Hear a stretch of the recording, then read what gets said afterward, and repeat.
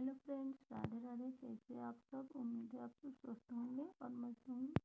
तो चलिए मिलते हैं एक नई कहानी के साथ, जिसका नाम है पेटू सेठ जी। चिंटू नामक चीता हमेशा मस्ती में रहता। जिस धर्मशाला में वह रहता था उसमें यात्रियों का आना जाना लगा रहता था। चिंटू को उनसे तरह तरह की चीजें खाने को मिल जाती। वह उन्हें खाता और बिल में घुसकर सो जाता। लेकिन लगातार वर्षा के कारण कुछ दिनों से धर्मशाला में लोग नहीं आ रहे थे। लेकिन चिंटू का पेट खाली था। भूख के मारे उसका बुरा हाल था। एकाएक एक सेठ जी उससे धर्मशाला की ओर आते हुए दिखाई दिए। चिंटू खुश हो गया। उसे लगा कि अब वह अपनी भूख मिटाकर आराम से सोएगा। सेठ जी धर्मशाला पर पड़ी खाट को बिछाकर लेट गए। अपनी पोटली उन्होंने पास रख ली। चिंटू ने पोटली का जायजा लिया।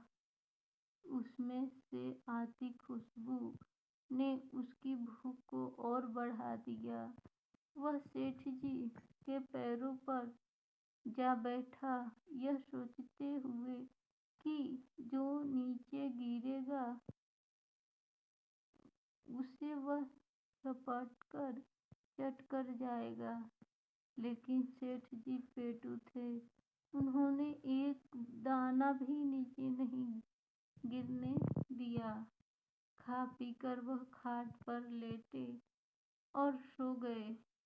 इधर भूख के मारे चिंटू की हालत बद से बदतर होती जा रही थी। एक तो सेठ जी खर्राटे, दूसरे पेट को सिकुड़ती जबरदस्त भूख। चिंटू को रात भर नींद न आई। चिंटू को उम्मीद थी कि सुबह जलपान के समय शायद सेठ जी उसके लिए कुछ नीचे गिरा दे। लेकिन ऐसा कुछ नहीं हुआ। सेठ जी ने जमकर खाया पिया और जो बच्चा उसे संभाल कर पोटली में बांधा तथा आगे की यात्रा पर निकल पड़े। भूख का क्या, वह रास्ते में कहीं भी सता सकती है। चिंटू को पता नहीं चला कि कब वह अपने होश खो बैठा।